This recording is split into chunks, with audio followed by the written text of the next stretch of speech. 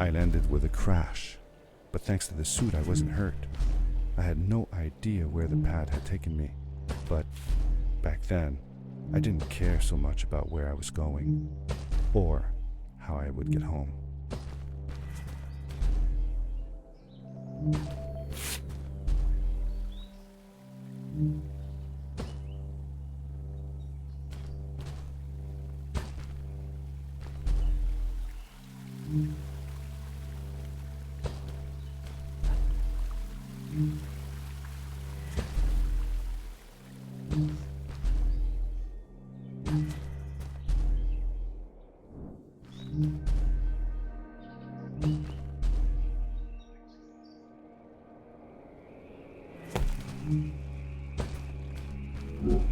The power core I found activated the suit's grappling device when I picked it up.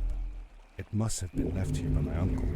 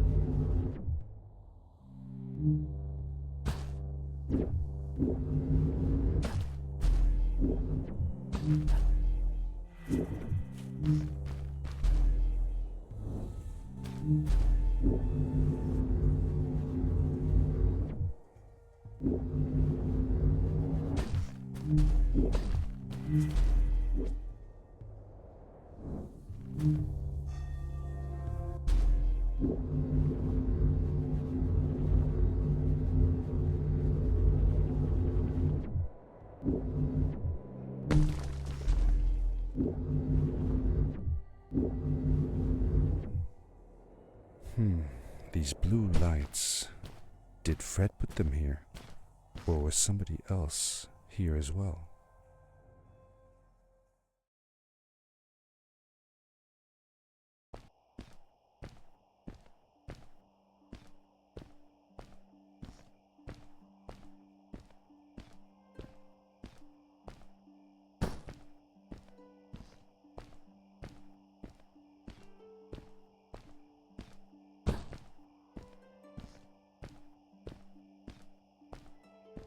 Hello, who are you? You're not from here. Wow, you look just like Fred, but smaller, and with less hair on your face. She knew Fred. I told her that he was my uncle, and that I was looking for him. What's an uncle? I said that I had known him all my life. Really? Me too. I'll help you find him. I'm Madeline. The others call me Mad Maddie sometimes. I don't know why really, but you can call me Maddie. You've never been to the village, right? Let's meet over there in the square. I'll show you around. I bet you can get there easily with your suit thing. So, I'll see you there. I couldn't believe it. An underground village inhabited by frog people, or more like salamanders. Either way, they walked like humans, they talked like humans. How is that possible?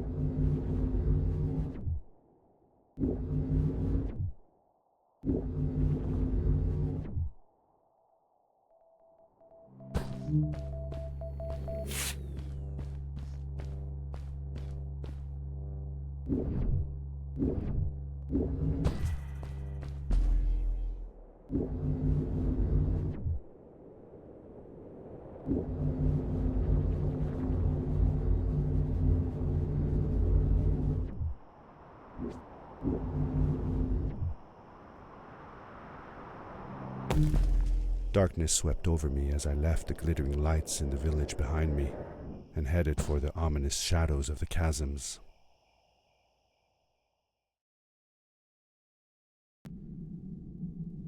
As I entered the chasms, it struck me how much darker it was in there. The shadows were black as ink, and although I tried not to be afraid, I couldn't help but shiver. Was it the darkness that frightened the villagers as well? Or was it something else?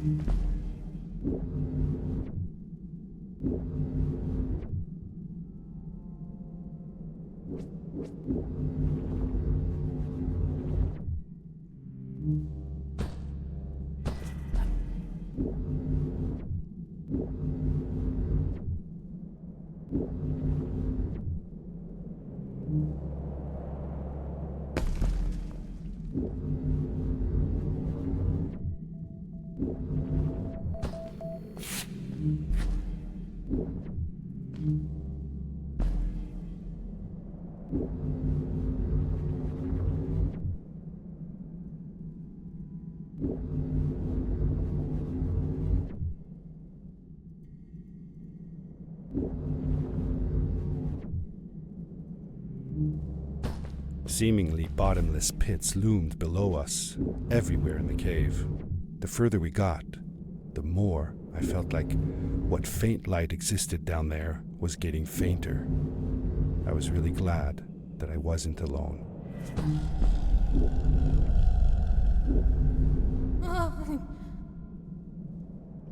What was that? I had never heard a creature sounding as terrifying, and I imagined it wouldn't be happy about visitors.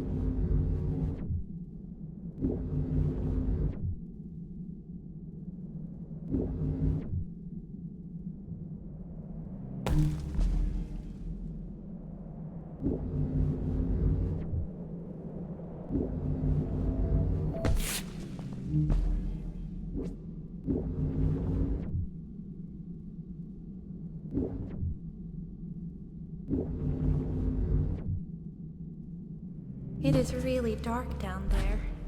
You're not scared, are you? 'Cause I'm not. Fred has been with my people since the first villager was born. He helped us build the village, taught us how to speak, and helps us with everything. He taught me how to read and write as well. That's how I could learn to read the writing on the wall.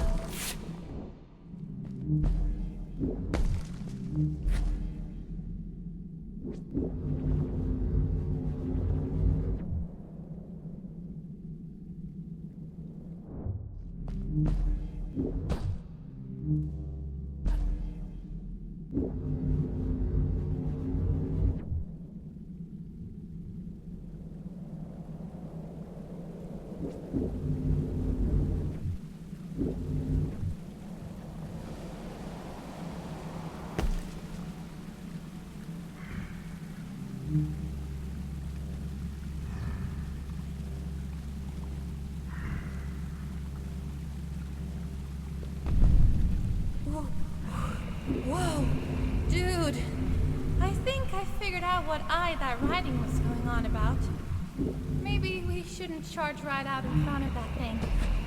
Remember what it said. Don't move when the eye is open. Yes, we did it. You're awesome. I knew you had it in you. That was close. We had made it through. and I felt like nothing could stand in our way of finding Fred.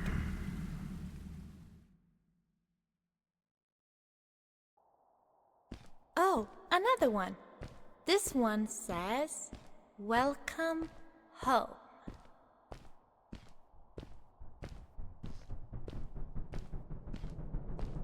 Whoa! This is it! This is where the Strays built their village. And what a beautiful place they chose. Just look at the sky. It is so big. It was a relief to finally feel the sun on my face and a gentle breeze in my hair. After all these caves, just breathing fresh air again was enough to clear my mind of any doubts I might have had about this strange journey so far.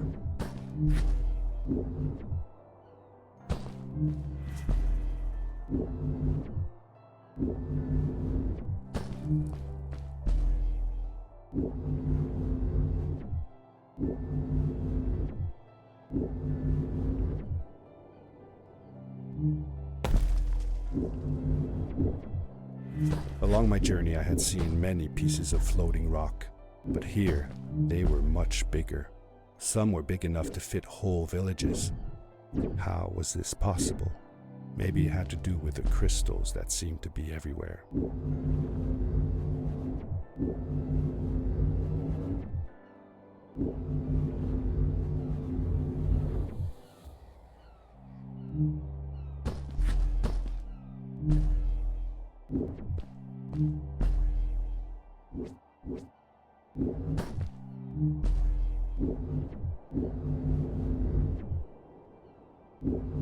If the legends were true, the Stray civilization was younger than the village. Yet, they were making great progress. They invented crystal-powered machines, produced their own fabrics, and built houses out of bricks and stone. It was like a civilization was forming before my eyes.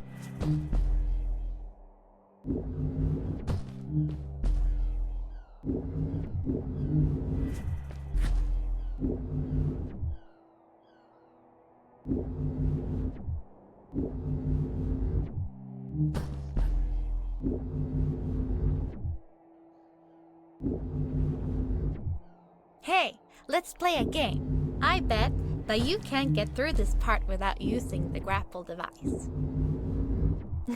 Told you you couldn't do it.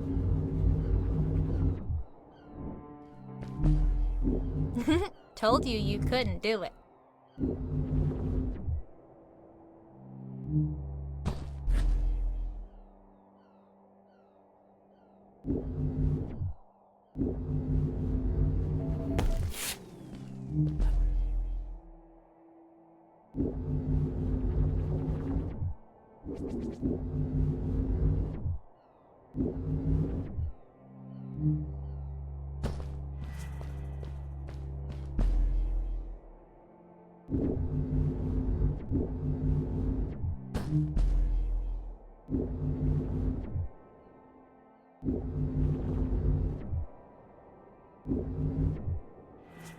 Oh, what's that? The boots! Look!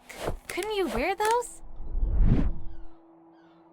With this addition, the suit felt at least 20% cooler.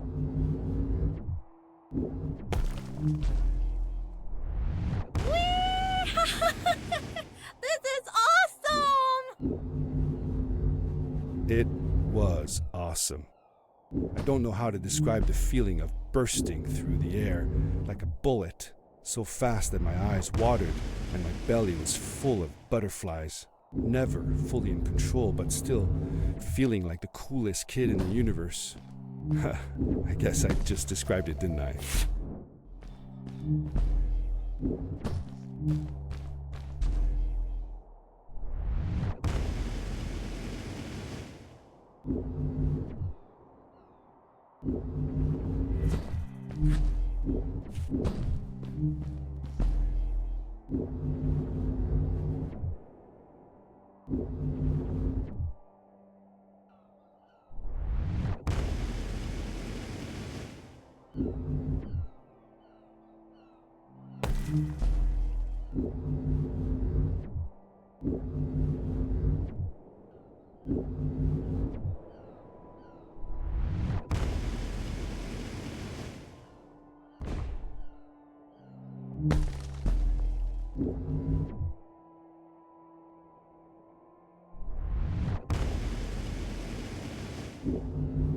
I'd love to do stuff like this with crystals.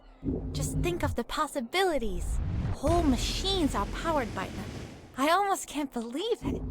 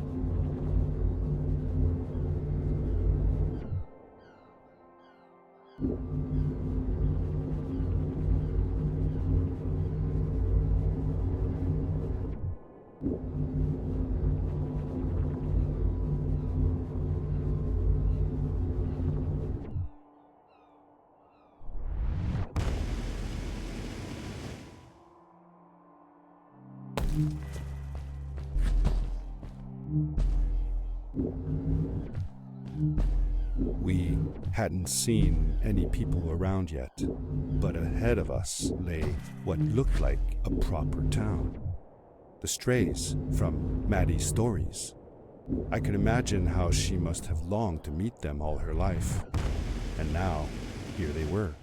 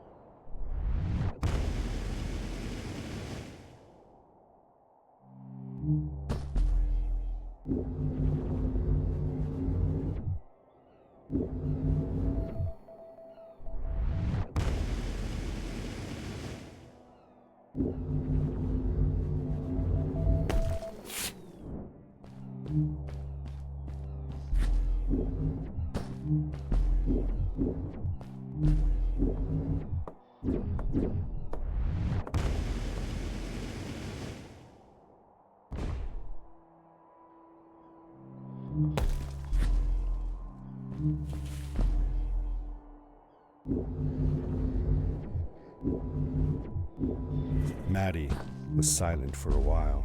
It seemed like she was thinking hard on something.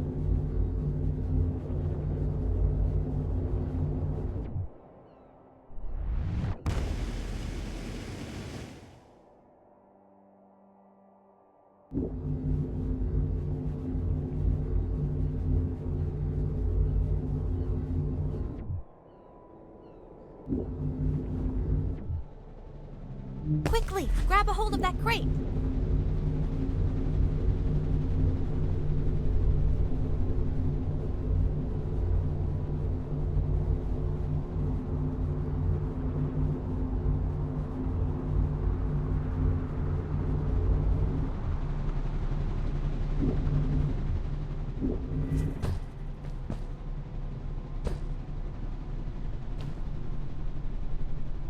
Good day.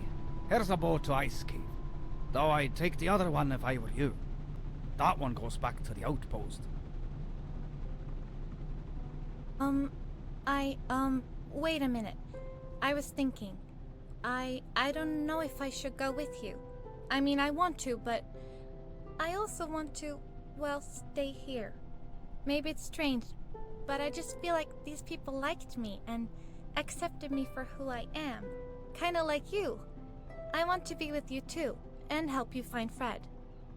I don't know what I want the most. I told Madeline that I would accept whatever choice she made. I just never thought about it until now that maybe it wasn't Fred I was looking for when I came with you. Maybe I was just looking for a way out. Somewhere to be free. And I know that if anyone can find Fred, it's you. If you meet him, when you meet him, tell him to come see me, okay? I promised. Thank you. I'm glad I met you. And it won't be the same without you around. Goodbye, friend. I said goodbye to Maddie, and I had a feeling that this was the last time I'd see her. But even in this sad moment, I was happy for her. She had found a place where she belonged. There was a dampness in the air that reminded me of the hot summer nights back home. But as the sun was setting, I could feel the chill creeping up on me, and the path we were traveling on seemed to lead us into a second ice age. Winter was coming.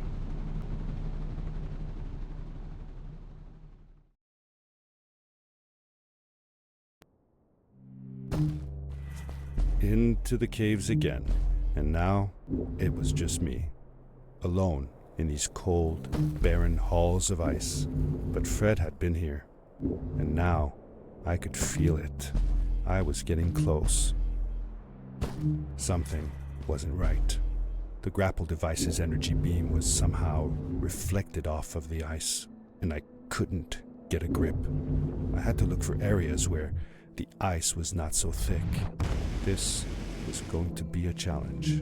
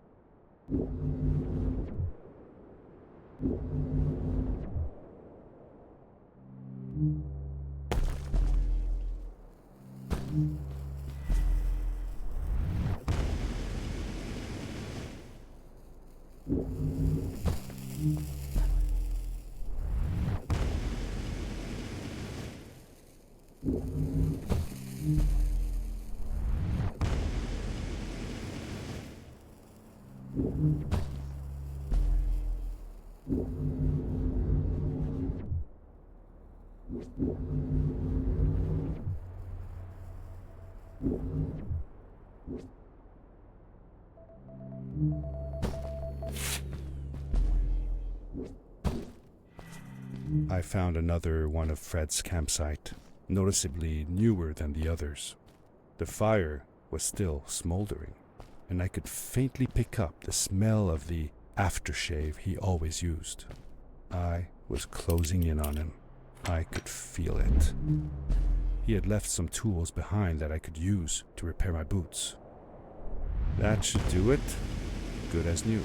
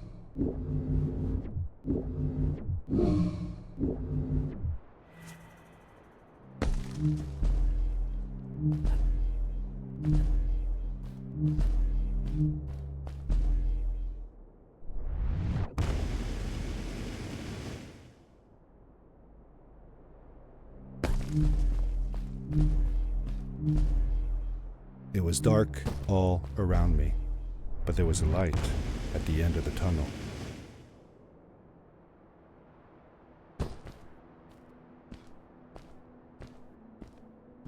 Hello? Nephew? Uncle Fred, I finally found him. My little boy. I'm glad to see you.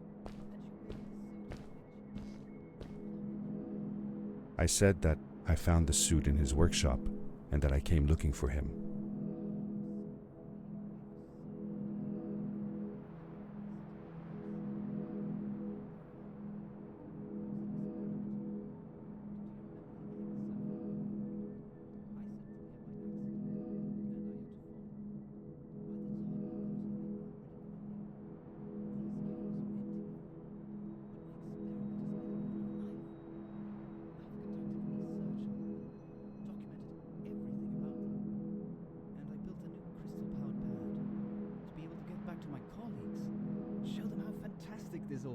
I interrupted Fred and told him about Maddie, how we came all the way to Starhaven together, and that I had promised to ask him if he would go see her there.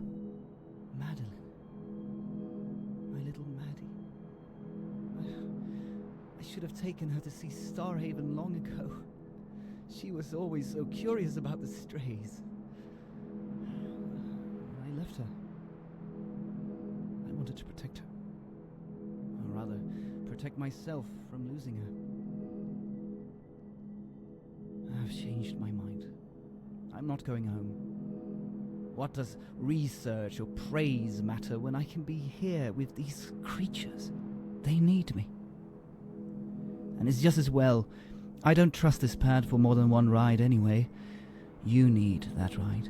I didn't want to go home, and I asked if I could stay with him and Maddie instead. I'm sorry, nephew. As much as I enjoy having you here, you must go home. Explore the world on your own. Have your own adventures. I reluctantly agreed to go home.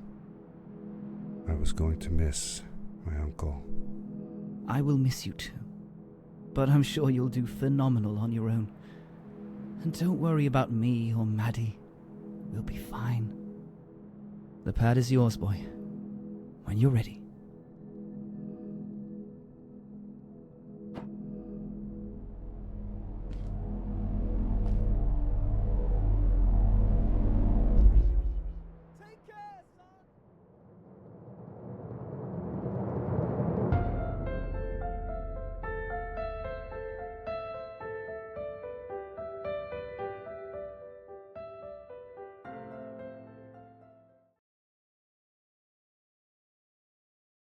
The end. Now, good night, sweetie. Wait, Dad. Does that mean Fred is still there? Who knows? That was the last time I saw him. Don't you miss him? I do, sometimes. But I don't worry about him, because I know that wherever he is, he's on his biggest adventure yet. Dear Fred, today I step into the lobby of your house for the last time. My daughter asked me to tell her about an adventure, and I came to think of you. Your house looks just like my mother and I left it years ago. After you'd gone, I was sure she was going to throw out all your stuff, but she just cleaned up. We made you a small memorial. For a while, I came here every day, just like I used to. Sometimes, I could even faintly hear your voice, calling from the observatory, asking me to get you this tool or that. I never told my mother about that day. I don't think she would have believed me. Can I believe it? After all these years.